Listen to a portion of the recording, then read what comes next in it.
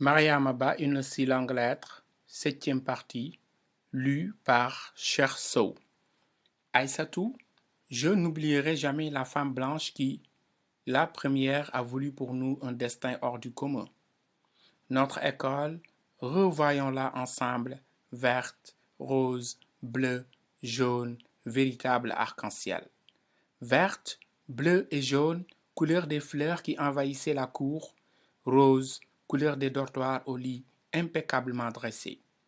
Notre école, entendons vibrer ses murs de notre frugale étude, revivons la griserie de son atmosphère, les nuits, alors que retentissait pleine d'espérance la chanson du soir, notre prière commune. Le recrutement qui se faisait par voie de concours à l'échelle de l'ancienne Afrique occidentale française, démantelée aujourd'hui en République autonome, permettait un brassage fructueux d'intelligence, de caractère, des mœurs et coutumes différents. Rien n'y distinguait si ce n'étaient des traits spécifiquement raciaux, la Fondi Dahomey et la Malinké de Guinée, des amitiés si nouées qui ont résisté au temps et à l'éloignement. Nous étions de véritables sœurs destinées à la même mission émancipatrice, nous sortir de l'enlisement des traditions, superstitions et mœurs, nous faire apprécier de multiples civilisations sans reniement de la nôtre, élever notre vision du monde, cultiver notre personnalité, renforcer nos qualités, mater nos défauts, faire fructifier en nous les valeurs de la morale universelle. Voilà la tâche que s'était assignée l'admirable directrice. Le mot aimer avait une résonance particulière en elle.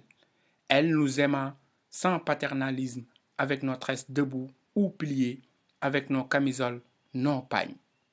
Elle sut découvrir et apprécier nos qualités comme je pense à elle.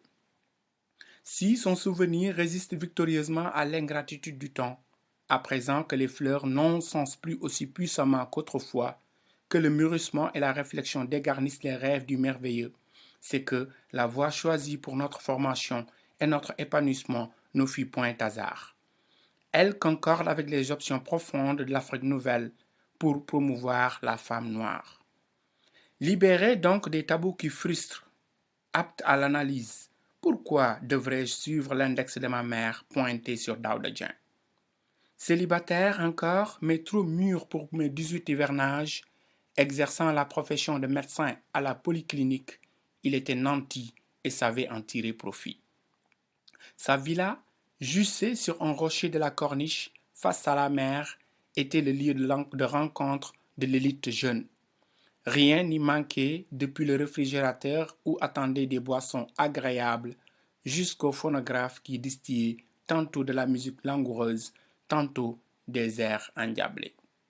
Daouda Dieng savait forcer les cœurs, cadeau utile pour ma mère, allant du sac de riz appréciable en cette période de pénurie de guerre jusqu'au don futile pour moi, enveloppé avec préciosité dans du papier enrubanné. Mais je préférais l'homme à l'éternel complet kaki. Notre mariage se fit sans dot, sans faste, sous les regards désapprobateurs de mon père, devant l'indignation douloureuse de ma mère frustrée, sous les sarcasmes de mes sœurs surprises, dans notre ville muette d'étonnement. Fin de la 7e partie.